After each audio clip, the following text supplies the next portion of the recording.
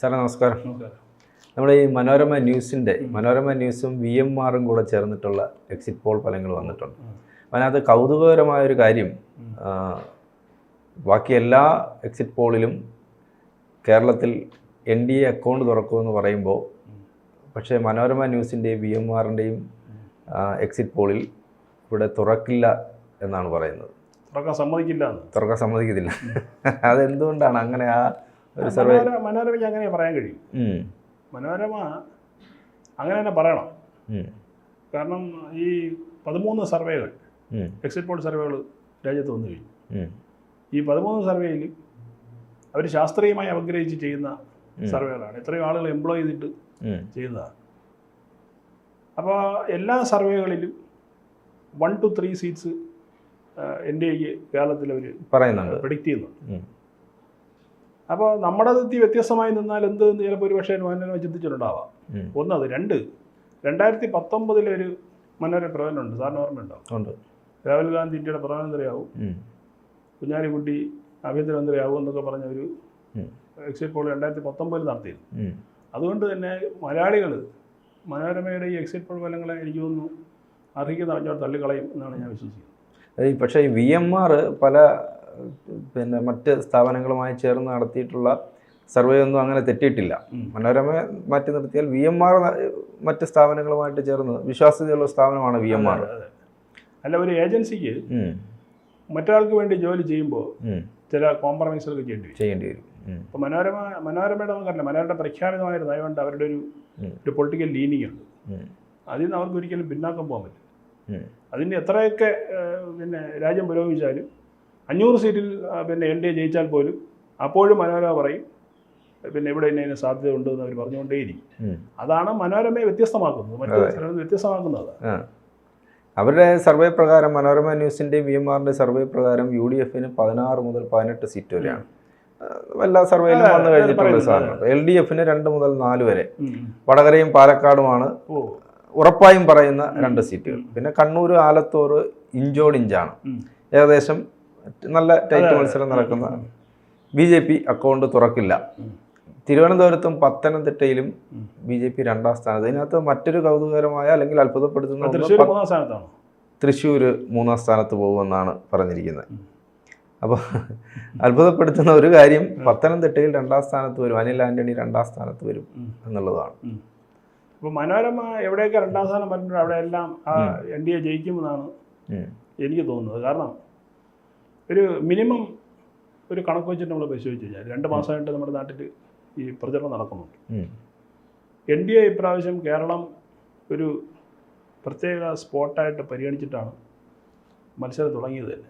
കാരണം കേന്ദ്രം നേരിട്ട് ഇടപെട്ടിട്ടാണ് അടുത്ത കാര്യങ്ങൾ ഏകോപിപ്പിച്ചിട്ടുള്ളത്. അതിൽ 20 സ്ഥാനാർത്ഥികൾ ഇക്കുറി അവരെ മത്സരം നടക്കിയ 20 സ്ഥാനാർത്ഥി ഒന്നിനൊന്നിന് മെച്ചപ്പെട്ടവരാണ്. പ്രൊഫഷണലി ജയരാജൻ പറഞ്ഞ പോലെ. അതെ, ജയരാജൻ പറഞ്ഞല്ലോ. അതെ, കാര്യം ഇതിനൊക്കെ അംഗീകരിക്കേണ്ടി വരും. ഒരുപക്ഷെ ഇത്രയും പ്രൊഫഷണലിസ്റ്റോടെ BJP ആദ്യമായിട്ടായിരിക്കും കേരളത്തിൻ്റെ തിരഞ്ഞെടുപ്പുകളിൽ അവർ ഇടപെടുന്നത്. പിന്നെ മറ്റൊന്ന്, ഈ തെരഞ്ഞെടുപ്പിലെ 20 സ്ഥാനാർത്ഥികളിൽ നമുക്ക് സുരേഷ് ഗോപി തൽക്കാലം മാറ്റി നിർത്താം. കഴിഞ്ഞ തവണ അദ്ദേഹം അവിടെ മത്സരിച്ചു എന്നുള്ളത് നമുക്ക് മാറ്റി നിർത്താം. തിരുവനന്തപുരത്ത് രാജീവ് ചന്ദ്രശേഖരൻ നിലവിൽ കേന്ദ്രമന്ത്രിയാണ്, IT മിനിസ്റ്ററാണ്, മലയാളിയാണ്.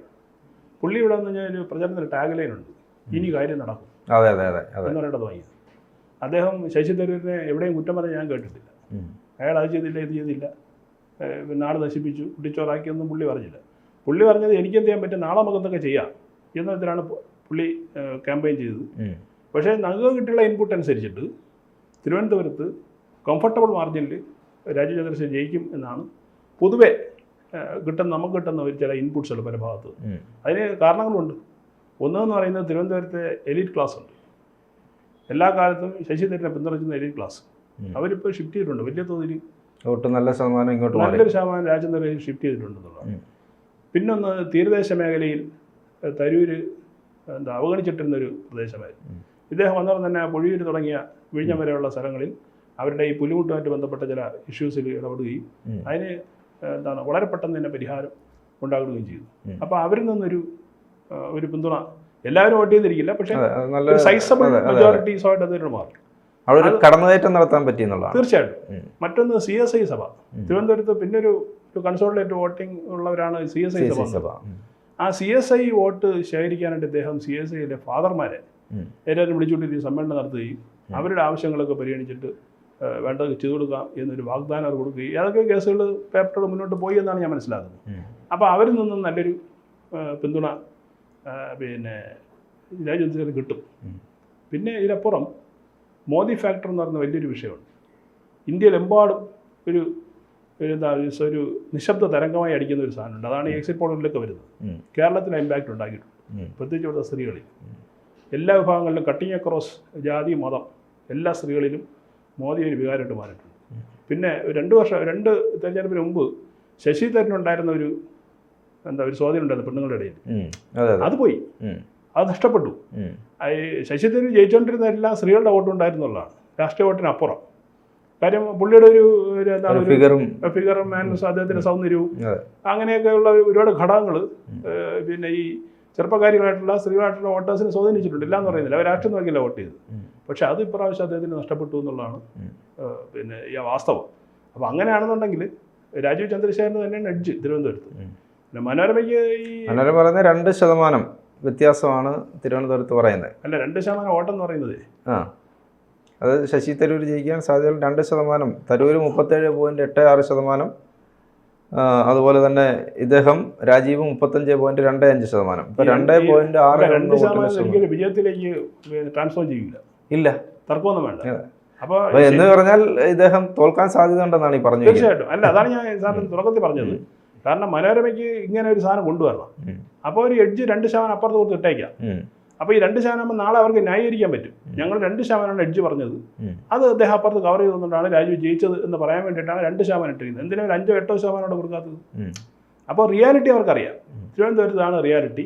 തരൂരിന് വൻപിച്ച തോൽവി ഉണ്ടാവും എന്നറിയാം. അപ്പോൾ അതുകൊണ്ട് ഈ തരത്തിലേക്ക് അതിനെ മാനിപ്പുലേറ്റ് ചെയ്തു. ഈ സർവേ മാനിപ്പുലേറ്റഡ് എന്ന് എനിക്ക് പറയാൻ കഴിയുള്ളൂ. കാരണം ഇത് ഒരു വസ്തുതകളുടെ അടിസ്ഥാനത്തിലാണ് എന്ന് മനസ്സിലാക്കാൻ കഴിയുന്നില്ല. കാരണം മറ്റ് രാഷ്ട്രീയ കക്ഷികൾ പോലും, അതായത് ഓപ്പോസിറ്റ് നമ്മുടെ പന്ന്യൻ രവീന്ദ്രൻ വരെ പറഞ്ഞത് മത്സരം അദ്ദേഹവും രാജീവാണെന്നാണ് പറഞ്ഞത്.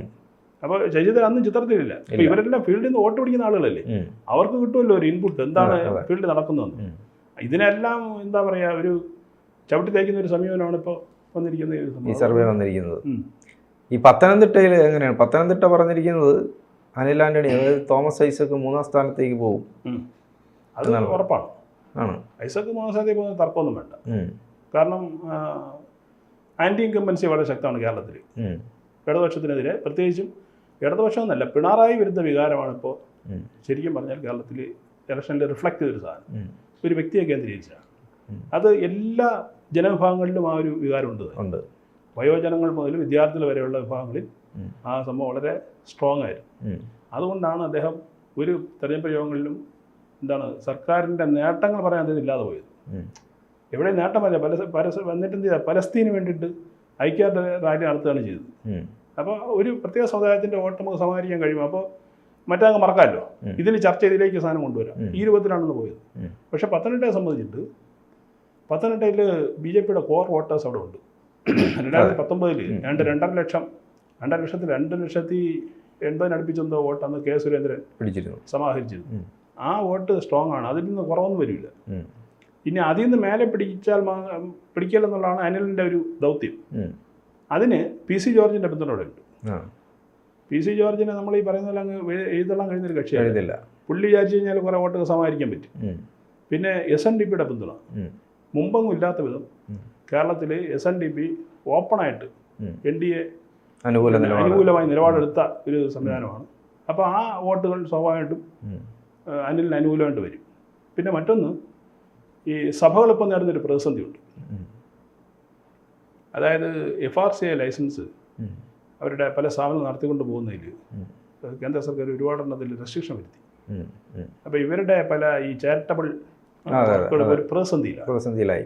എനിക്ക് നേരിട്ടറിയാവുന്ന വലിയ പ്രതിസന്ധിയിലായി. അപ്പോൾ ഇപ്പോൾ ഈ മോദി അനിൽ ആന്റണിയെ പത്തനംതിട്ടയ്ക്ക് പ്രൊവൈഡ് ചെയ്തത് ഇത് കേന്ദ്രത്തിൽ നിന്നുള്ള തീരുമാനമല്ലോ, ഇവിടെ തീരുമാനിച്ചല്ലോ, അല്ലല്ല, ഒരു ടെസ്റ്റ് ഡോസ് ആണെന്നാണ് ഞാൻ മനസ്സിലാക്കുന്നത്. കാര്യം നിങ്ങൾ ഇതിനോട് എങ്ങനെ റെസ്പോണ്ട് ചെയ്തതനുസരിച്ചിരിക്കും എൻ്റെ അടുത്ത നിലപാട് എന്നുള്ളതിനടുത്തായിരിക്കണം ഇദ്ദേഹത്തെ ഇവിടെ നിലനിർത്തിയിരുന്നതാണ് മനസ്സിലാക്കുന്നത്. ആ അർത്ഥത്തിൽ അനിൽ ആന്റണിക്ക് അവിടെ എഡ്ജ് കൂടുതൽ തന്നെയാണ്. അപ്പോൾ മാത്രമല്ല രണ്ടാം സ്ഥാനത്ത് വന്നാൽ പോലും അത് നേട്ടമാണ്, വിജയത്തിന് തീർച്ചയായിട്ടും. തുല്യമായ. പിന്നെ ഈ സഭയിലെ അച്ഛന്മാർ പറയുന്നതല്ല പിന്നെ ജനങ്ങളുടെ ഒരു നിലപാടെന്ന് പറയും. അതെ അതെ, ഒരു 1-2% ചിലപ്പം അച്ഛൻ പറയുന്നതിന് ആ ലൈനിൽ പോവുകയും, പക്ഷേ ക്രിസ്ത്യാനികൾ പൊതുവെ അസംതൃപ്തരാണ്. പ്രത്യേകിച്ചും അവർക്കെതിരെ അടുത്ത കാലങ്ങളിൽ ഉണ്ടായിട്ടുള്ള ഈ ആക്രമണം, അവരുടെ പള്ളിയിലും ഒരു പള്ളിയിൽ അച്ഛൻ ആക്രമിക്കുകയും ഒക്കെ ചെയ്യാൻ അവർ ഒരു ഇൻസെക്യൂരിറ്റി ആയിട്ട് ഫീൽ ചെയ്യുന്നുണ്ട് കേരളത്തിൽ, അല്ലെങ്കിൽ കേരളത്തിലെ ഒരു പ്രത്യേക വിഭാഗങ്ങളിൽ നിന്ന് അവർ ഒരു ഫീൽ ചെയ്യുന്നുണ്ട്. അതിനെ മറികടക്കാൻ CPM-നോ പിന്നെ കോൺഗ്രസിനോ കഴിയില്ല, BJP കൊണ്ട് മാത്രമേ കഴിയൂ എന്നുള്ളതിൻ്റെ ഒരു ചെറിയൊരു ചായ്വ് അവിടെ ഉണ്ട്. അത് കഴിഞ്ഞ തവണ സുരേന്ദ്രൻ തോക്കാൻ കാരണം ഈ ക്രിസ്ത്യൻ വോട്ട് കിട്ടാത്തതുകൊണ്ട് മാത്രമാണ്. അതെ അതെ, അത് നിർണായകമായ വോട്ടാണ്, നിർണായകമായ വോട്ടാണ്. അത് ഇദ്ദേഹം പിടിക്കും. പിന്നെ ചിലരൊക്കെ പറയുന്നത് വാസമുണ്ടോയെന്ന് അറിയില്ല, പിന്നെ ആന്റണി എത്രയൊക്കെ ആയാലും സ്വന്തം മകനല്ലേ. അതെ, പുറത്ത് നമ്മൾ ക്യാമറയിലൊക്കെ വന്ന് ഇങ്ങനെയൊക്കെ പറയുമെങ്കിൽ പോലും അദ്ദേഹത്തിന് വിളിച്ചു പറയാൻ പറ്റുന്ന സാഹചര്യം വിളിച്ചു പറഞ്ഞിട്ടുണ്ടാവാം. എന്തായാലും നമ്മുടെ മോൻ നന്നായിരിക്കണമെന്നല്ലേ എല്ലാവരും ആഗ്രഹിക്കുന്നത്. അത്തരത്തിൽ സംഭവം ഒന്നും ഉണ്ടാകുകയില്ല. അപ്പോൾ ആ ഒരു ക്രിസ്ത്യൻ താല്പര്യമാണ്, മനോരമയുടെ ക്രിസ്ത്യൻ താല്പര്യമാണ് രണ്ടാം സ്ഥാനം കൊടുത്തത്. എന്താണ് അല്ല ആന്റണിക്ക്, മനസ്സിലായില്ലേ? കാര്യം കുറച്ച് കൂടിയ ആളുണ്ട്. തോമസ് ഐസക് ആ കാറ്റഗറി പെട്ടുണ്ട്, പക്ഷേ പുള്ളി കമ്മ്യൂണിസ്റ്റ് ആയിപ്പോയി. ഇത് ഇന്ത്യ കോൺഗ്രസ്സുകാരൻ്റെ മകനായതുകൊണ്ട് ഒരു ആനുകൂല്യം കൊടുത്തായിരിക്കണം അവിടെ രണ്ടാം സ്ഥാനത്തേക്ക് കൊണ്ടുവന്നതെന്നാണ് മനസ്സിലാകുന്നത്. പക്ഷേ BJP പ്രതീക്ഷ വയ്ക്കുന്ന മണ്ഡലങ്ങളിലൊന്നാണ് പത്തനംതിട്ട. ക്ലോസ് ഫൈറ്റാണ്. പിന്നെ ഒരു എഡ്ജ് ആന്റണിക്ക് ഉണ്ട് എന്നാണ് പല സർവേകളും പറയുന്നത്. കണ്ണൂർ എങ്ങനെയാണ് സ്ഥിതിയും കൂടെ പറഞ്ഞ് നമുക്ക്. കണ്ണൂരും ആലത്തൂരുമാണ് ഇഞ്ചോടിഞ്ച് പറയുന്നത് മനോരമയുടെ സർവേ പ്രകാരം. കണ്ണൂരിൽ പക്ഷേ ഒരു ഇഞ്ചോടിഞ്ചൊന്നും ഉണ്ടാവും തോന്നുന്നില്ല. അവിടെ അവർ പറയാൻ കാരണം ഈ രഘുനാഥ് പാർട്ടി മാറിയതിൻ്റെ ഒരു വിഷയം, കുറേ വോട്ട് കോൺഗ്രസിൻ്റെ വോട്ട് മാറ്റും എന്നായിരിക്കാം. പക്ഷെ അത്രത്തോളം രഘുനാഥിന് പിടിക്കാൻ കഴിയും എന്ന് ഞാൻ വിശ്വസിക്കുന്നില്ല. കേസുകാരൻ കംഫർട്ടബിൾ മാർജിനോടെ വിജയിക്കും. തർക്കമൊന്നും വേണ്ടത്, ഒരു തർക്കവും വേണ്ട. കാരണം പുള്ളിയുടെ ഒരു ടെറിട്ടറിയാണ്, എത്രയോ കാലമായിട്ട് നിൽക്കുന്നു. പിന്നെ രഘുനാഥിന് അത്രയും ഹോൾഡൊന്നും ഇല്ല. പുള്ളി പ്രത്യേക ഏരിയയിൽ മാത്രമേ ഉള്ളൂ, മുനിസിപ്പൽ ഏരിയയിൽ മാത്രമുള്ള ഒരു ഹോൾഡ് മാത്രമേ പുള്ളിക്കുള്ളൂ. പിന്നെ മാത്രമല്ല ഈ ട്രഡീഷണൽ വോട്ടേഴ്സൊക്കെ ഇയാൾക്കെതിരാണ്, രഘുനാഥിനെതിരാണ്. പാർട്ടി വിട്ട് പോയതിൻ്റെ ഒരു പ്രശ്നമുണ്ട്. BJP-കാർക്കും അസംതൃപ്തിയുണ്ട്. കാരണം അവർക്ക് അവിടെ കാൻഡിഡേറ്റ് ഉണ്ട്. അതിനെ അവഗണിച്ചിട്ടാണ് രഘുനാഥനെ പിടിച്ച് കാൻഡിഡേറ്റ് ആക്കിയത്. സ്വാഭാവികമായിട്ട് അവർക്ക് അതൃപ്തിയുണ്ട്. അവർ ഒന്നിൽ വോട്ട് ചെയ്യാൻ പോയിട്ടുണ്ടാവില്ല, ഇല്ലെങ്കിൽ മറ്റാരെങ്കിലും അവർ വോട്ട് സുധാകരനായിരിക്കും. തീർച്ചയായിട്ടും, സംശയമൊന്നുമില്ല. കാര്യം സുധാകരൻ എപ്പോഴും നിലപാട് അങ്ങനെയാണല്ലോ, ഒരു ഇപ്പുറത്ത് ചാഞ്ഞ പറയുന്ന ഒരു നിലപാടായതുകൊണ്ട് സ്വാഭാവികമായിട്ട് എന്നാൽ സുധാകരൻ ഇരുന്നോട്ടെ നിലപാട് ചിന്തിച്ചാൽ അത്ഭുതമൊന്നുമില്ല. പിന്നെയുള്ള ആലത്തൂരാണല്ലേ, ആലത്തൂരാണ് ബലാബലം പറയുന്നത്. ആലത്തൂർ ബലാബലം പറയാൻ കാരണം എന്ന് പറയുന്നത് അവിടെ BDJS-ന്റെ കാൻഡിഡേറ്റ് ബൈജു കലാശാല ആണെന്ന് തോന്നുന്നു. അല്ല, BDJS ബൈജു കലാശാല അവിടെയാണോ? മാവേലിക്കരയല്ലേ? മാവേലിക്കര. ഇവിടെ BJP നമ്മുടെ മറ്റേ ടീച്ചർ സരസു പ്രിൻസിപ്പൽ, പാലക്കാട് കോളേജിലെ ഈ പ്രിൻസിപ്പൽ അവിടെ വന്നതോടുകൂടി കുറച്ച് മാറ്റം വന്നിട്ടുണ്ട് മൊത്തത്തിൽ. പക്ഷേ വലിയ വോട്ടൊന്നും പിടിക്കില്ല. എന്നാൽ പോലും അപ്പുറത്ത് കുറേ ട്രഡീഷണൽ വോട്ടുകൾ, കോൺഗ്രസിൻ്റെ ട്രഡീഷണൽ വോട്ടുകളൊക്കെ ചിലപ്പോൾ ഇങ്ങോട്ടേക്ക് ചായാൻ സാധ്യതയുണ്ട്. പിന്നെ അവിടെ മന്ത്രി രാധാകൃഷ്ണനാണ് LDF-ന്റെ കാൻഡിഡേറ്റ്. അപ്പോൾ മന്ത്രി രാധാകൃഷ്ണൻ്റെ വെയിറ്റ് പരിഗണിച്ചിട്ടായിരിക്കണം ഈ ബലാബലം എന്ന് പറഞ്ഞാൽ.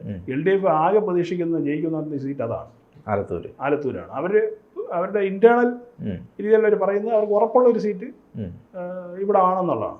മറിച്ച് അപ്പുറത്താണെങ്കിൽ രമ്യക്കെതിരെ ഇതുണ്ട്, എന്താ അവർക്കെതിരെയുള്ള ഒരു വികാരം അവിടെ ഉണ്ട്. കാര്യം വ്യവസായം ചെയ്തില്ല എന്ന് പറയുന്ന ഒരു വിഷയം അവിടെ ഉണ്ട്. അപ്പോൾ അതുകൊണ്ട് കെ രാധാകൃഷ്ണനാണ് ഒരു എഡ്ജ്. വലിയ ബലാബലം എന്ന് പറഞ്ഞില്ല. കാര്യം കഴിഞ്ഞ ഇലക്ഷനിൽ അവർ PK ബിജുവിനെതിരെ 2.5 ലക്ഷം വോട്ടിൻ്റെ ഭൂരിപക്ഷത്തിന് ജയിച്ചതാണ്. അത്രയും വോട്ട് ഇദ്ദേഹത്തിന് പിടിക്കാൻ പറ്റുമോ എന്നുള്ളതാണ് വലിയ ചോദ്യം. എന്നാലേ ടഫായിട്ട് കൊടുക്കാൻ പറ്റുള്ളൂ. അങ്ങനെ പക്ഷേ ആലത്തൂരുണ്ട്. സാഹചര്യം മാറിയതുകൊണ്ട് സാഹചര്യം മാറിയോണ്ട് ചിലപ്പോൾ ഒന്നും ഉണ്ടാക്കിയല്ല. ഇനി സാഹചര്യം മാറിയെന്ന് പറഞ്ഞാലും LDF-ന് അനുകൂലമായി എന്താ ഉള്ളത് ആളുകൾ വോട്ട് ചെയ്യാനായിട്ട്? അതാണ് നമ്മൾ ചർച്ച ചെയ്യപ്പെടേണ്ടത്. എന്ത് നല്ല കാര്യമാണ് ജനങ്ങൾക്ക് വേണ്ടി ചെയ്തത്? കഴിഞ്ഞ ഒരു 7 വർഷം കൊണ്ട് കേരളത്തിലെ ജനങ്ങൾ എല്ലാവരും അസംതൃപ്തരല്ലേ? ഏതെങ്കിലും ജനവിഭാഗം അനുകൂലമായിട്ട് ഈ സർക്കാരിനെ നിൽക്കുന്നുണ്ടോ? എങ്ങുമില്ല. അതിൻ്റെ റിഫ്ലക്ഷൻസ് ഒക്കെ ഈ തെരഞ്ഞെടുപ്പിലുണ്ടാവും. ഒരു തർക്കം വേണ്ട. അത് ചിലപ്പോൾ രമ്യക്ക് കുറച്ച് കൂടുതൽ ഗുണം ചെയ്തേക്കും. അതിന് മന്ത്രിയാണ് കെ രാധാകൃഷ്ണൻ. ചിലപ്പം രമ്യ പാട്ടും പാടി ജയിച്ചേക്കാം. മുമ്പ് പാട്ടുപാടി ഇപ്പോഴും പാട്ടുപാടി ജയിക്കാൻ സാധ്യത. രമ്യയുടെ പാട്ട് നമുക്ക് കേൾക്കാമോ?